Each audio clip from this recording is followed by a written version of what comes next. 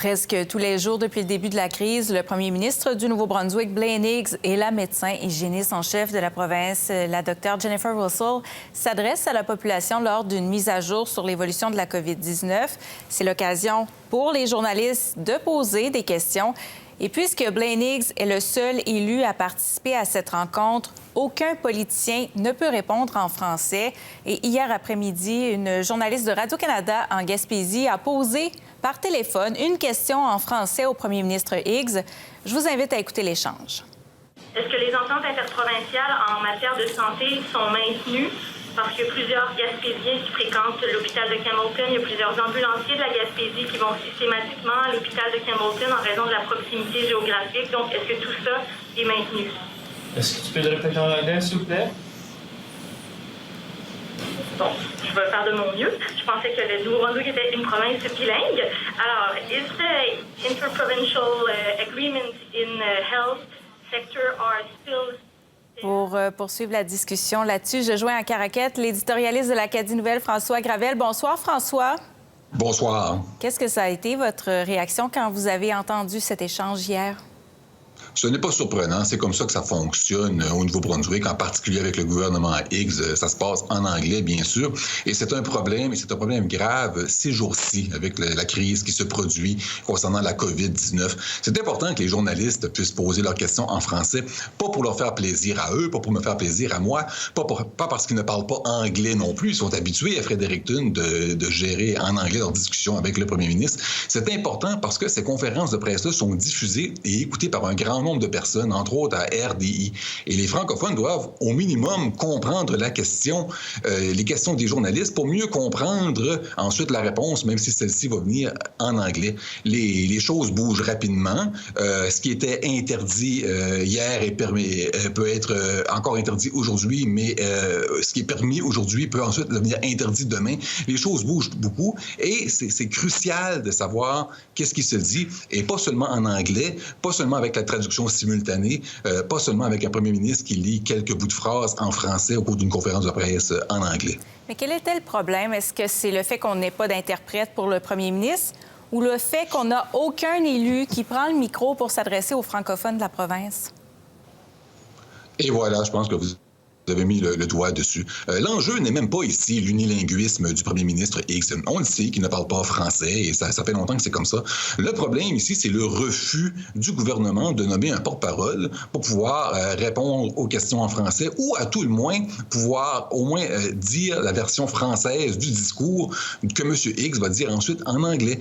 Tous les jours, M. Higgs fait une conférence de presse. C'est un moment important pour le gouvernement. Le discours, il pourrait l'envoyer dans un communiqué de presse aux médias, mais le premier ministre choisit de le lire. Pourquoi? Parce que la seule façon que le gouvernement peut espérer combattre la propagation du virus, de la COVID-19, c'est en réussissant à convaincre la population de suivre les directives, de rester à la maison. L'armée n'est pas dans les rues pour empêcher les gens de sortir. La clé, c'est les politiciens de pouvoir convaincre les gens de regarder la caméra et de dire aux gens dans les yeux, voici ce que vous pouvez faire, voici ce que vous ne pouvez pas faire. Et au Nouveau-Brunswick, on choisit de ne pas le faire en français. Le discours est lu en anglais. On a droit à la traduction simultanée. Plusieurs gens décrochent quand ils entendent la traduction simultanée. On lit quelques phrases dans un français difficile, maladroit de la part de M. Higgs. Et ici, je ne me moque pas de son français. Je dis simplement, il faut qu'il y ait quelqu'un qui puisse au moins, c'est le minimum, lire le discours qui a été préparé à l'avance, qui a été lu par le premier ministre, pouvoir le dire aussi en français pour des francophones. Et pour pouvoir prendre des questions aussi. François, en terminant, c'est arrivé hier parce que des journalistes québécois ont participé au point de presse. On a entendu la surprise de la journaliste. Est-ce que ça arrive juste parce que, justement, les journalistes qui travaillent à Fredericton en français ont jeté la serviette? Je ne dirais pas jusqu'à dire qu'ils ont jeté la serviette. Ils sont conscients du problème, eux aussi. Nous avons entendu Michel Corriveau, le courriériste de Radio-Canada à Fredericton, poser une question lui aussi en français il y a quelques jours pour se faire répondre lui aussi par le premier ministre. Écoutez, il faut poser la question en anglais pour que tout le monde au Nouveau-Brunswick puisse comprendre la question. Tout le monde est en signifiant, bien sûr, la population anglophone. Je pense qu'à la base aussi que le gouvernement Higgs, c'est un petit peu n'a pas pensé une seule seconde à ce problème. Il est habitué de fonctionner en anglais. Les journalistes sont habitués de lui poser les questions en anglais. Mais là, il ne peut plus feindre l'ignorance. Il est conscient du problème. Il y a eu des réactions, il y a eu des critiques.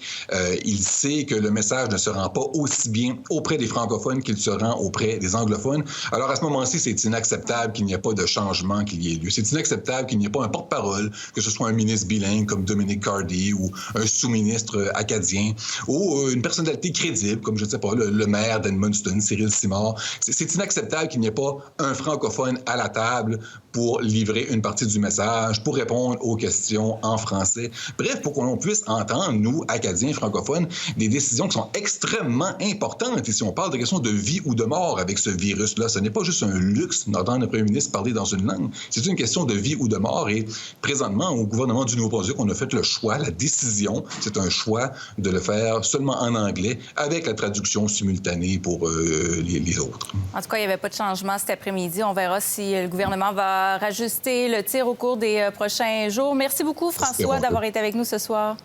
Merci de l'invitation.